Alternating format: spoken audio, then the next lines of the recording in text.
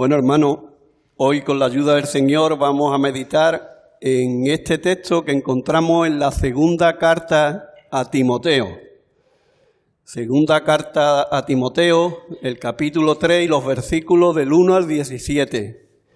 A medida que vaya exponiendo la palabra, lo iremos viendo este texto. Y hermano, cuando estaba pensando para compartir, me topé con este texto y le di el título al mensaje: Tiempos peligrosos. Vendrán, dice el apóstol Pablo, tiempos peligrosos.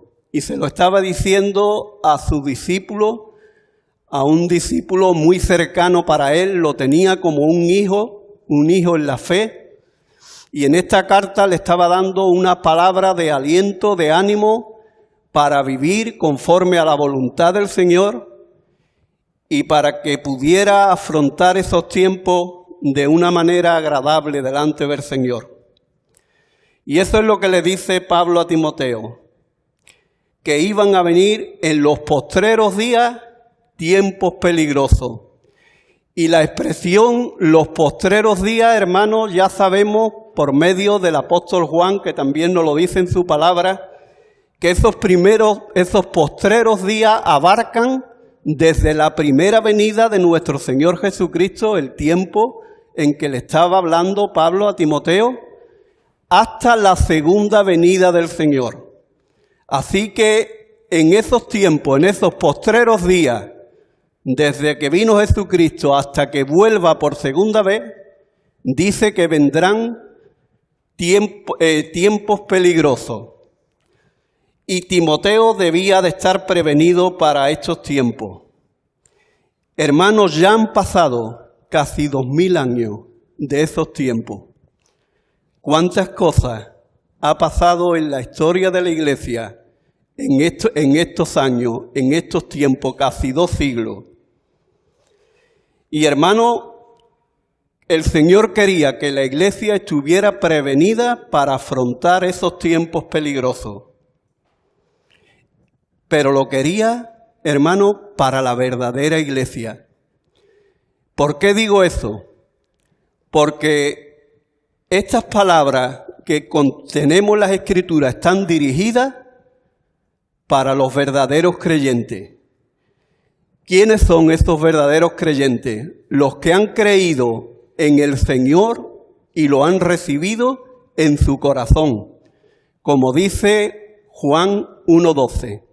A los que le recibieron, a los que creyeron, le dio potestad de ser hechos hijos de Dios. Aquellos que han puesto su fe personal en el Señor Jesucristo. Aquellos que han sido nacidos de nuevo y han sido regenerados por el Espíritu de Dios. Aquellos que han sido adoptados como hijos. Aquellos que han sido trasladados desde el reino de las tinieblas al reino de la luz. Los que forman la verdadera iglesia del Señor. A eso iban dirigidas estas palabras, y en especial a su discípulo Timoteo. ¿Qué tenía que saber Timoteo sobre estos tiempos? Lo primero que tenía que saber sobre estos tiempos es que vendrían una serie de personas, una serie de hombres en los postreros tiempos que dicen: porque habrá hombres amadores de sí mismos, avaros, vanagloriosos, soberbios, que se creen superiores a los demás, blasfemos, que injurian contra Dios y las personas, desobedientes a los padres, ingratos, sin afecto natural, implacables, de carácter duro, calumniadores que levantarán calumnias contra otros, intemperantes que no controlarán su temperamento, crueles, traidores, impetuosos que emplearán la fuerza, infatuados, engreídos, amadores de los deleites más que de Dios. Y aquí viene también esa advertencia, que tendrán apariencia de piedad, pero negarán la eficacia de ella. A estos evita, que tendrán apariencia de hombres que adoran a Dios, pero negarán la eficacia de la vida de Dios. Y dice el apóstol Pablo a Timoteo, a estos evita. Hermano, estos hombres mostrarían por medio de su vida y por medio de lo que había en sus corazones que había rebeldía contra el Dios verdadero. Y dice que son hombres que se amarían a sí mismos. ¿Qué es lo que nos manda Dios sobre todo? Amarás al Señor tu Dios con todo tu corazón, con toda tu alma y con toda tu mente. Y el segundo mandamiento dice que también amará a tu prójimo como a ti mismo. Pero para amar de esa manera tenemos que amar al Señor y tenemos que creer en Él. Y hermano, estos hombres que dice aquí se amaban a sí mismos. Muchas veces vemos a personas que se aman a sí mismos. Muchas veces veo yo también en las redes sociales, quiérete mucho. Pero hermano, a quien hay que querer y a quien hay que amar es a nuestro Dios, nuestro gran Dios y Salvador. Estos hombres vivían para ello. Su vida estaba centrada en ello, no estaba centrada en Dios. Inclusive, como aquí nos ha dicho, tenían apariencia de piedad. ¿Y qué nos dice esto? Que eran hombres religiosos, eran personas religiosas, aparentaban que creían en Dios, aparentaban que estaban viviendo de acuerdo a la voluntad de Dios, pero estaban negando con su vida y con sus actos, como hemos leído, verdaderamente que eran hijos de Dios, que eran nuevas criaturas, que tenían la fe puesta en el Señor y lo glorificaban con su vida. Eran hombres religiosos, pero hermanos, por dentro estaban, como hemos leído, llenos de pecado. Y el Señor nos muestra aquí lo que había en sus corazones.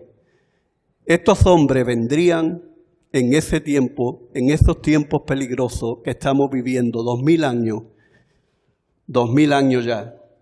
Y hermano, negar la piedad es negar la divinidad del Señor. Negar la piedad es negar la salvación que Cristo ofrece por medio de la fe. Lo negaban con su vida, lo negaban con su boca y lo negaban con sus hechos. Y Pablo, hermano, sigue dándonos detalles de estos hombres. Mira lo que dice. Se meten en las casas llevando cautiva a las mujercillas cargados de pecado, arrastrada por diversas concupiscencias. Y aparece esta palabra, concupiscencia. ¿Qué significa esta palabra? En el diccionario dice deseo de bienes materiales o terrenos y en especial de deseo sexual desordenado. Así que eran personas que querían tener, que querían aparentar y también que tenían deseos sexuales desordenados. Y dice que estas mujeres estaban siempre aprendiendo y nunca pueden llegar al conocimiento de la verdad. Y dice, y de la manera que Gen y Jambres resistieron a Moisés, así también estos, se refiere a los hombres que aparentaban piedad, resisten a la verdad, hombres corruptos de entendimiento y repobros en cuanto a la fe. 4 características más se nos dan de estos hombres. Se meten en las casas de las mujeres, intentan acercarse a las mujeres cuando están solas. ¿Os acordáis de lo que hizo la serpiente, Satanás, cuando tentó a la mujer? Cuando no estaba cerca de Adán, cuando estaba sola, se acercó a ella y la invitó a comer del fruto del árbol que Dios había prohibido. Siguen al padre de mentiras, aprovechando que no estaba, en este caso, Adán cerca. Estos hombres también nos dicen que resisten a la verdad. Y hermanos, resistir a la verdad es resistir a Cristo y resistir a su palabra. Dice que son corruptos de entendimiento. Es decir, la enseñanza que ellos profesaban era errónea conforme a la voluntad de Dios. Dice que eran repobros, es decir, no eran aprobados por Dios. Y en cuanto a la fe, no habían puesto su fe verdaderamente en la persona y en la obra de nuestro Señor Jesucristo, en las Escrituras. La fe verdadera, hermano, viene por oír y por oír la palabra de Dios. Y estos hombres estaban lejos precisamente de la palabra de Dios y de la vida de Dios. Y dice que resisten a la verdad como hicieron Jane y Jambre. ¿Quiénes son estas dos personas? ¿Os acordáis cuando Moisés llegó a Egipto pidiéndole a Faraón que dejara ir a su pueblo para adorar? Pues Faraón llamó, cuando Moisés llegó con su báculo, con su vara, llamó a los magos para que imitaran también los milagros que hacía Moisés.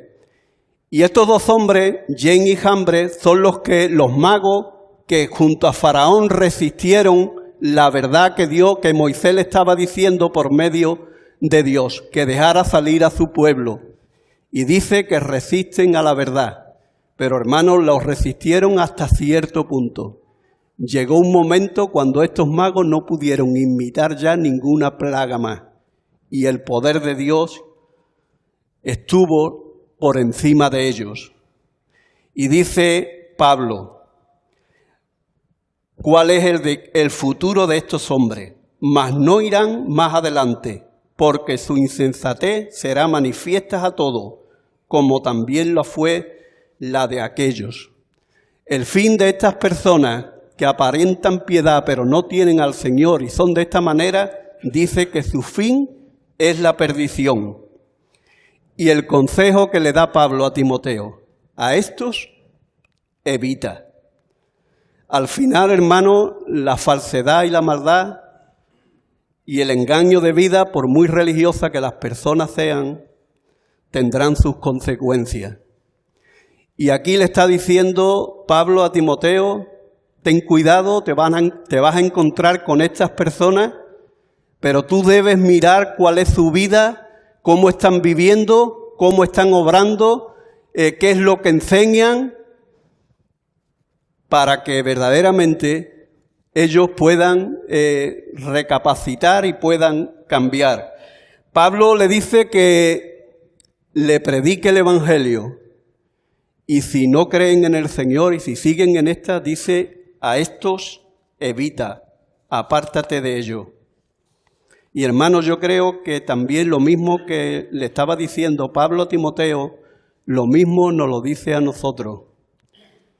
Lo mismo nos lo dice a nosotros. Personas que están viviendo así, le tenemos que predicar el Evangelio.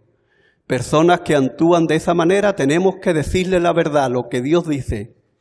Y si vemos que continúan y siguen en esa situación, debemos evitarlo y separarnos de ellas. Pablo le dice a Timoteo lo que tenía que hacer en esos tiempos peligrosos. Mirá lo que hizo Timoteo. Todo lo contrario, aquí está en contraposición de todo lo que hacían esos hombres, lo que hizo Timoteo. ¿Qué fue lo que hacía Timoteo? Lo primero, que Timoteo era un verdadero creyente. Timoteo era un hombre que había sido transformado por el Señor. Timoteo era un hijo de Dios, una persona que había nacido de nuevo y había sido llamado para el Señor. Y mira lo que le dice Pablo, pero tú has seguido a su hijo Timoteo mi doctrina.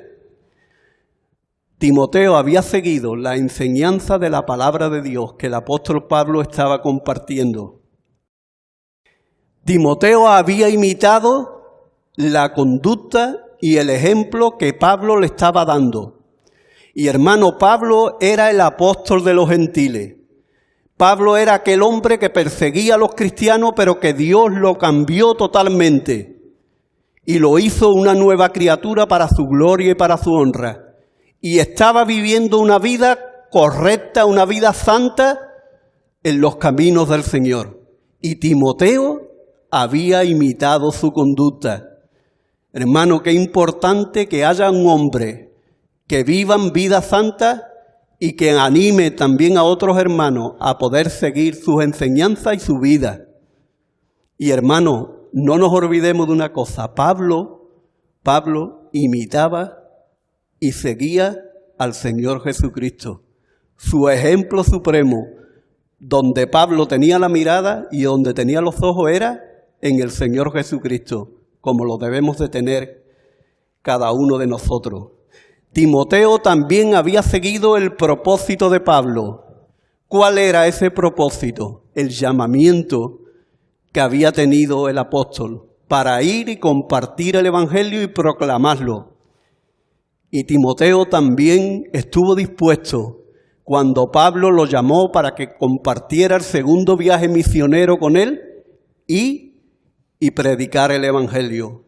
Estuvo dispuesto a dar su vida en el ministerio para lo cual el Señor le había llamado y seguir también el propósito para su vida.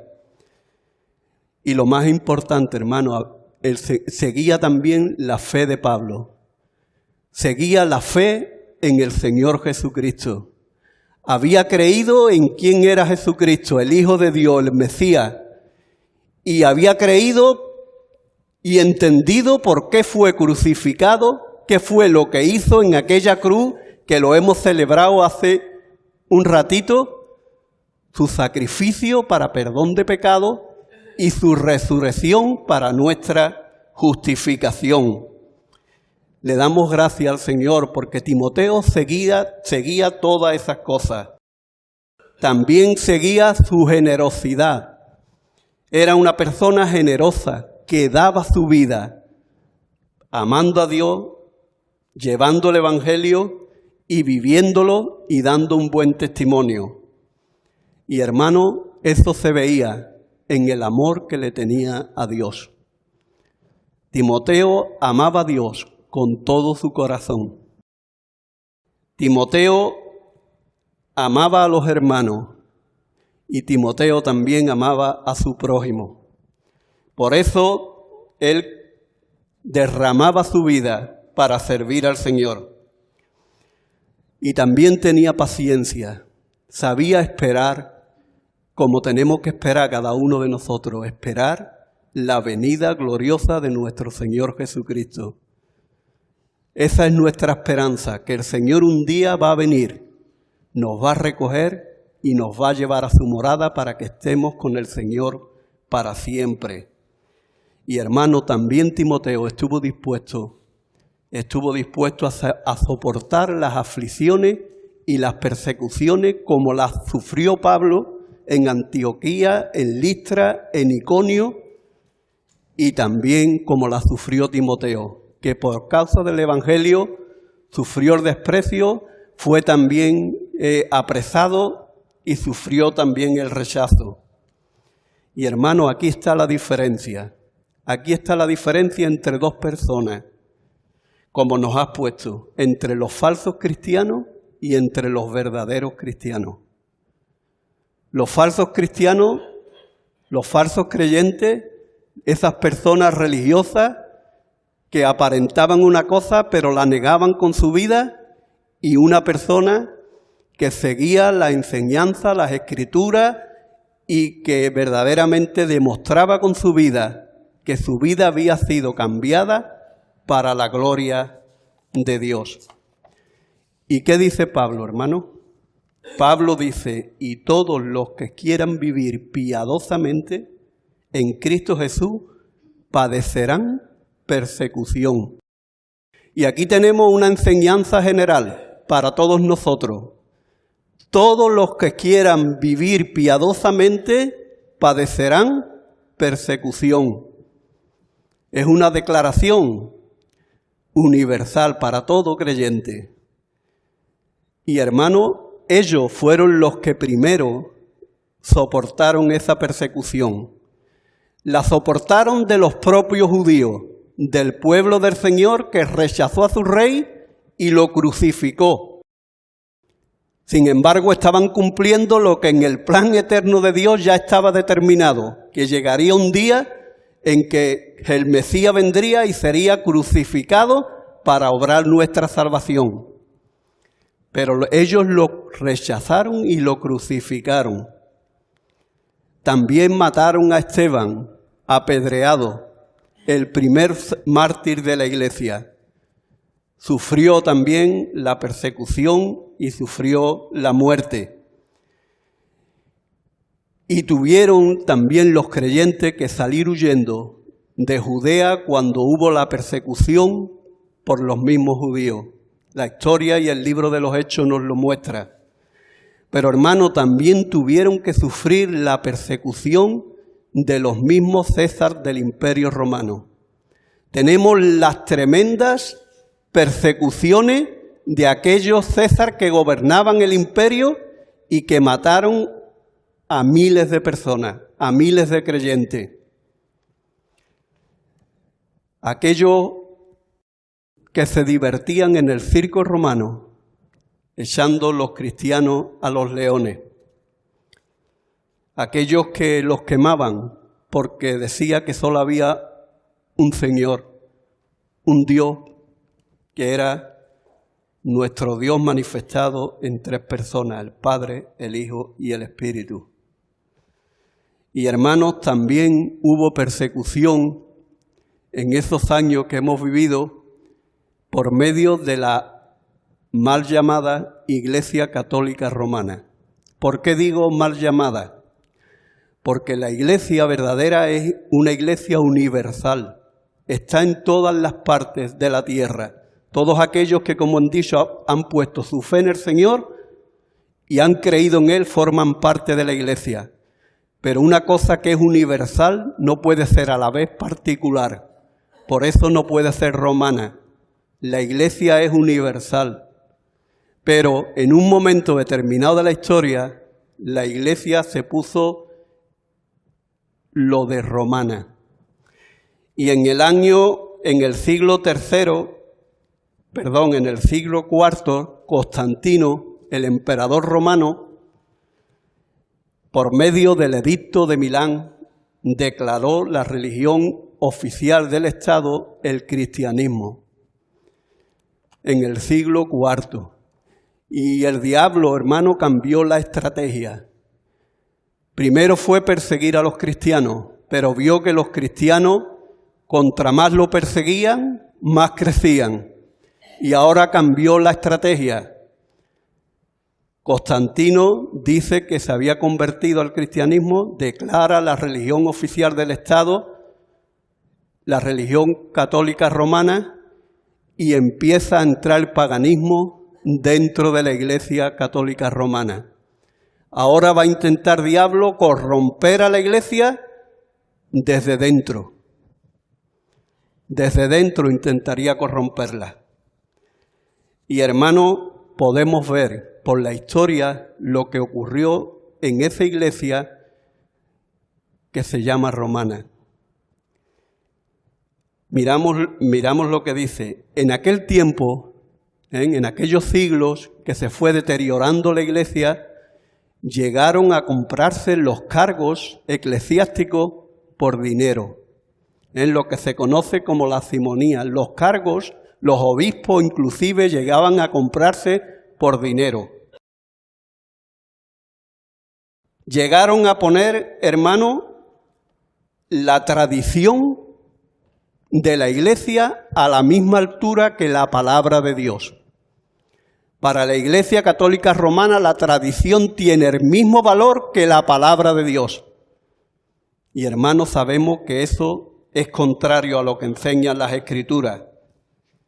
Vendrán hombres que con mandamientos de hombres anularán la palabra de Dios.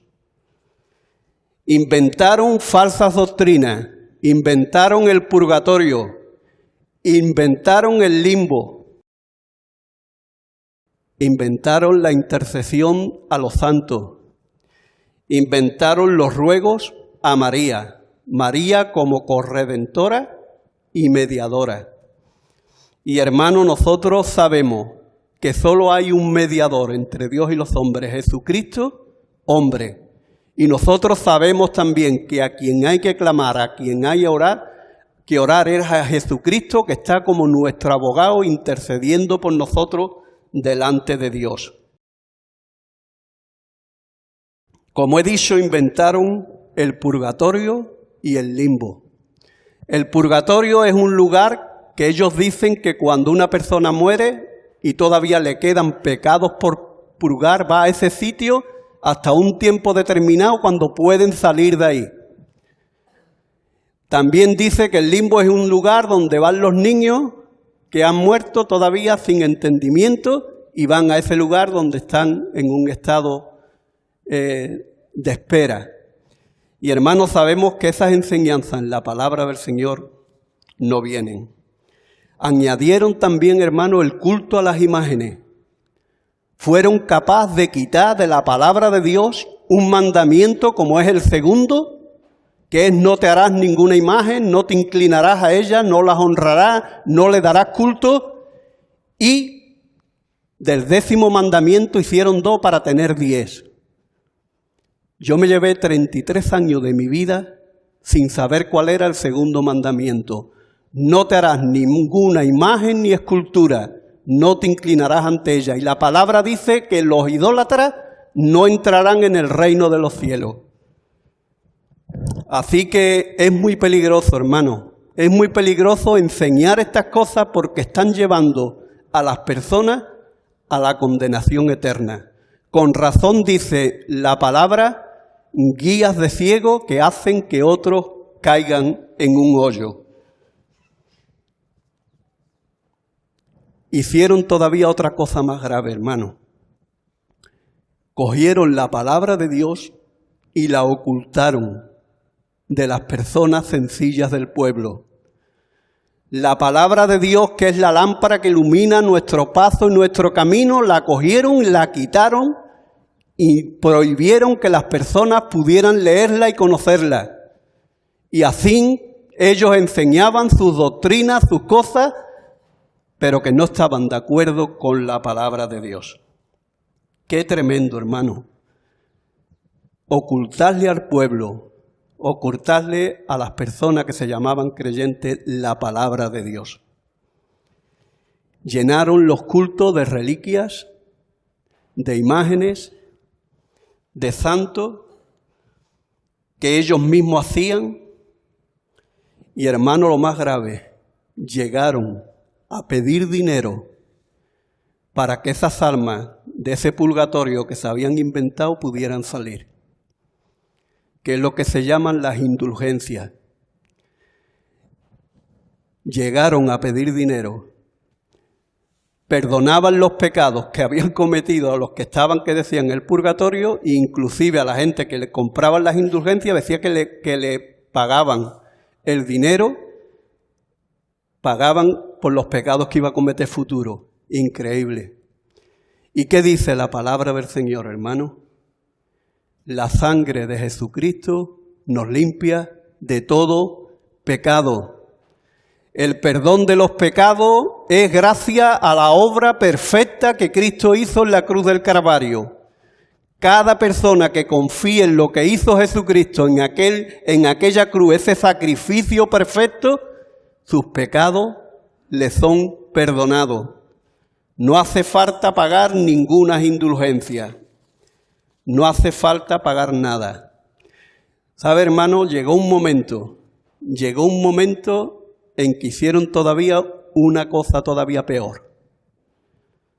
Levantaron unos tribunales que se conoce como la Inquisición para que todas aquellas personas que, digamos, se rebelaran o se opusieran a lo que estaban enseñando, fueran declarados herejes y fueran perseguidas, encarceladas y muchas, inclusive matadas. En la Inquisición en España murieron más de 3.300 personas, muchas de ellas quemadas en Sevilla y en Valladolid. Pero hermanos, Dios en su misericordia, en ese tiempo de oscuridad espiritual de la Iglesia, levantó a hombres dentro de esa misma Iglesia para que volvieran a las Escrituras, volvieran al verdadero Evangelio y sacaran las Escrituras a la luz. Le dije a Paco, sobre el título del mensaje y sobre el esqué, ¿veis ahí? Se ve unas llamas. ¿Por qué he escogido eso? Porque intentaron quemar la palabra de Dios. Se quemaron cientos de Biblias y miles de Biblias, porque no querían que el pueblo conociera la verdad. Y tenía Paco otro esqué que se veía la misma palabra de Dios y se veía una luz que salía de la palabra de Dios. Y es verdad, hermano, los dos esqués podían haber valido para esta predicación y para esta exposición, porque lo único que puede traer luz a nuestra vida, para cambiar nuestra vida, es la palabra de Dios, que es viva y eficaz y tiene poder para cambiar a las personas. Dios en aquel tiempo surgió el movimiento de la Reforma. Un día como mañana, 31 de octubre de 1517, Lutero, monje agustino, clavó en la puerta de la catedral de Wittenberg, donde estaba de profesor de teología, clavó las 95 tesis. 95 tesis que iban contra la doctrina que estaba enseñando la Iglesia Católica y contra el pago de indulgencia para perdón de pecado. Y Dios levantó a hombres, como he dicho, Wycliffe, Juan Hus, Savonarola, Calvino, Lutero, Zwinglio, Casiodoro de Reina, Cipriano de Valera, Julián Hernández, Rodrigo de Valer, el doctor Egidio, Juan Pérez de Pineda, Constantino Ponce de la Fuente, levantó a hombres para que pudieran traer la palabra de Dios y para que el pueblo pudiera conocer la voluntad de Dios. Lutero tradujo la Biblia al alemán. En el año 1534, el pueblo alemán tuvo la palabra de Dios en su idioma del pueblo para conocer la voluntad de Dios. Casiodoro de Reina y Cipriano de Valera, en 1569, después de 10 años trabajando en la Biblia, tenemos, hermanos, la Biblia que tengo yo en mis manos. La primera Biblia al castellano, traída por este hombre que tuvo que huir del monasterio de San Isidoro del Campo e irse a Ginebra, Suiza, porque era perseguido por la Inquisición.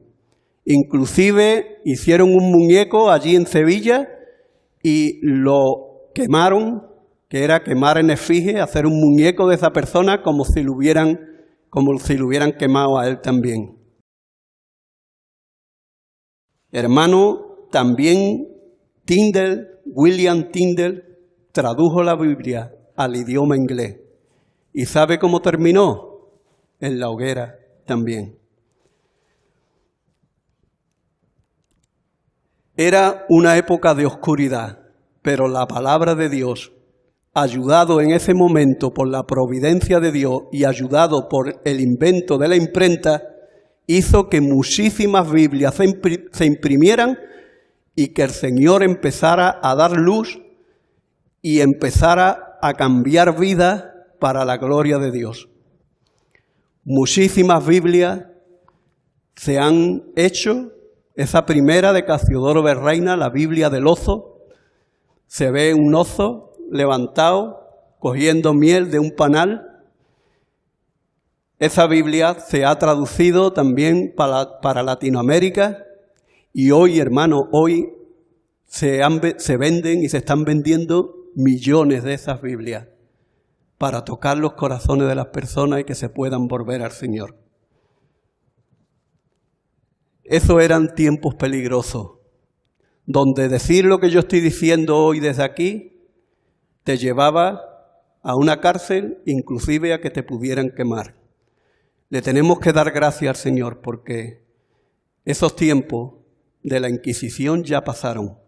Pero hermano, hay otro peligro también muy importante para los últimos tiempos, y es el peligro del ecumenismo, una religión mundial que quiere unir a todas las religiones, un nuevo orden mundial donde todos estarán bajo una autoridad nada más en los tiempos finales, y un peligro todavía también mucho más grande desde dentro de la Iglesia.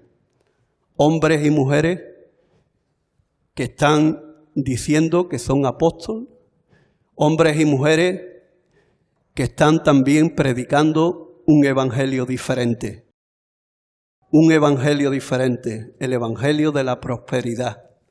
Y hermano, eso es contrario a la voluntad de Dios. Vivimos tiempos peligrosos. Y eso es lo que quería Pablo que Timoteo supiera y que nosotros supiéramos. Pero mira el final de estos hombres. Los malos hombres y engañadores irán de mal en peor, engañando y siendo engañados. Su final, el lago de fuego y azufre y una eternidad para siempre separada de Dios. Pero ¿cuál fue el consejo de Pablo a Timoteo y para nosotros? Pero tú persiste en lo que has aprendido y te persuadiste, sabiendo que desde la niñez has sabido las sagradas escrituras, las cuales te pueden hacer sabio para la salvación que es en Cristo Jesús. Toda la escritura es inspirada por Dios y útil para enseñar, redarguir, corregir, para instruir en justicia, a fin de que el hombre de Dios sea perfecto, enteramente preparado para toda buena obra. Timoteo, persiste en las escrituras. Te pueden hacer sabio para la salvación. Su abuela Loida le enseñó a Timoteo el Antiguo Testamento. Su madre Eunice le enseñó a Timoteo el Antiguo Testamento. Pablo mismo, cuando llegó a Listra, que se cree de donde era Timoteo, le enseñó a Timoteo y le predicó el Evangelio de nuestro Señor Jesucristo. Y Timoteo lo creyó. Lo creyó. Y hermano, es importante porque las Escrituras es la que nos pueden hacer renacer para tener una nueva vida. Dice el apóstol Pedro, siendo renacidos, no de simiente corruptible, sino de incorruptible, por la palabra de Dios que vive y permanece para siempre. Toda la Escritura es inspirada por Dios. Nada se puede poner a la altura de las Escrituras. Ni ningún hombre, ni ninguna tradición, porque la palabra de Dios que ha sido inspirada por el Espíritu y dada a través de esos hombres, el Antiguo Testamento y el Nuevo Testamento, es lo que Dios utiliza para hacer que podamos tener vida espiritual. Y dice, es útil, primero, para enseñar la voluntad de Dios, para que podamos conocer la voluntad de Dios. Es útil para redarguir. ¿Qué significa redarguir? Reprender. La palabra reprender, algo que debemos de dejar de hacer. Cuando hacemos cosas que Dios no quiere, esa palabra nos dice lo que hacemos mal. ¿Y para qué nos lo dice? Para reprender y para corregir. ¿Qué corrige? Los errores para que hagamos lo correcto. ¿Y para qué? Para instruir en justicia, para que andemos como nuestro Señor Jesucristo andó, haciendo lo que le agrada a Dios. Y hermano, esos pasos que están ahí escritos es el camino a la madurez de cada uno de nosotros. Esos pasos para todo hombre y para toda mujer es lo que necesitamos para que, como dice esa misma palabra, seamos perfectos, enteramente preparados para toda buena obra. Y hermano, la persona que ha sido transformada, cambiada por el Señor, esa persona andará en buenas obras. El que me ama, mi palabra guardará. Y en esto conozco que me amáis, en que guardáis mis mandamientos. Guardamos la palabra del Señor. Hacemos lo que el Señor quiere. Y esa es la lucha que debemos de tener cada día para ser perfectos como nuestro Padre es perfecto. Ese es el mandato que Dios nos ha dado. Ser perfecto como vuestro Padre es perfecto. Hermano, qué difícil. ¿Cuántas veces caemos? ¿Cuántas veces fallamos? ¿Cuántas veces no hacemos lo que Dios quiere? Pero el Espíritu que mora en nosotros nos redarguye, nos dice qué es lo que estamos haciendo mal, nos lleva a Cristo para que le pidamos perdón y nos da fuerza para comenzar otra vez de nuevo, para que podamos hacer su voluntad. Concluimos en esta mañana. Gracias le damos al Señor por tener la palabra de Dios. Porque un día pudimos ir a la palabra de Dios.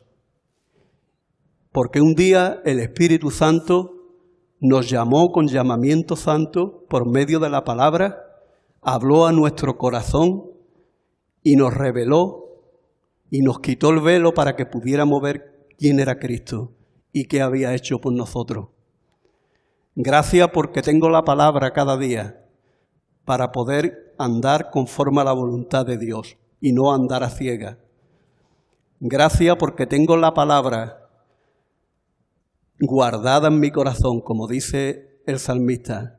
En mi corazón he guardado tus dichos para no pecar contra ti.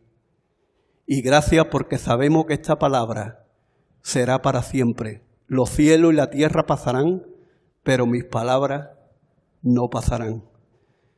Esta es una palabra, como dice Hebreos 4:12. La palabra de Dios es viva y es eficaz. Y es lo que Dios está utilizando para cambiar la vida de muchas personas.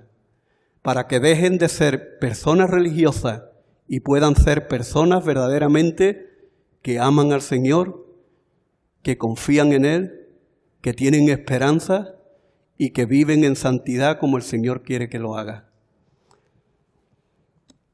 Y por último, quiero hacer un llamado en esta mañana. Esta palabra de Dios sigue hoy transformando vidas. Hoy el Señor dice, hoy es día de salvación. Llegará un día en que no sea de salvación. Llegará un día cuando sea de juicio y Dios retire su mano de impedir que la ira de Dios caiga sobre el mundo caído que le ha rechazado, que le está rechazando, que Dios quite esa mano y la ira caiga. Pero hoy todavía es día de salvación. Hoy Dios está reteniendo esa ira, aguantándola, para que muchas más personas puedan venir al conocimiento de la verdad. Por eso, como dijo Pablo, os rogamos en nombre de Cristo, reconciliaos con Dios. Si todavía no te has reconciliado con Dios, hoy es el día que lo puedes hacer. Hoy es el día que le puedes pedir al Señor perdón por tus pecados. Reconocer que eres pecador, que está condenado, que merece un castigo, pero Dios te ofrece el regalo de la salvación. Regalo por gracia. Regalo por medio de la fe, para que podamos tener comunión con Él. Quiera el Señor que en este día, si todavía no has creído, puedas creer en el Señor. Que tome una decisión de decirle al Señor, Señor, quiero ser un hijo tuyo o una hija tuya. Quiero que perdones mis pecados. Quiero tener una relación contigo personal. Y quiero con todo mi corazón conocerte, amarte y servirte.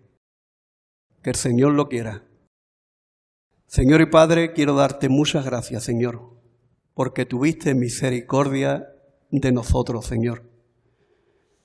Porque en tu misericordia tú, Señor, protegiste tu palabra está corriendo viva, tu palabra está convirtiendo a personas por medio de la predicación del Evangelio Y tu palabra está llevando muchas personas al conocimiento de la verdad, Señor. Ayúdanos en estos tiempos peligrosos, como le dijo Pablo a Timoteo que iban a venir hasta que tú vuelvas. Ayúdanos, Señor, a andar en tus caminos y a hacer tu voluntad. Y ayúdanos, Señor, sobre todo a compartir el Evangelio, a ser testigos con nuestra boca de lo que tú has hecho y dónde está, y de la salvación que tú ofreces, y también, Señor, ser testigo con nuestra vida, con buenas obras que te glorifiquen y den un buen testimonio de ti. Despídenos, Señor, en esta mañana, con tu paz y con tu bendición. En el nombre precioso de Cristo Jesús te lo pido. Amén.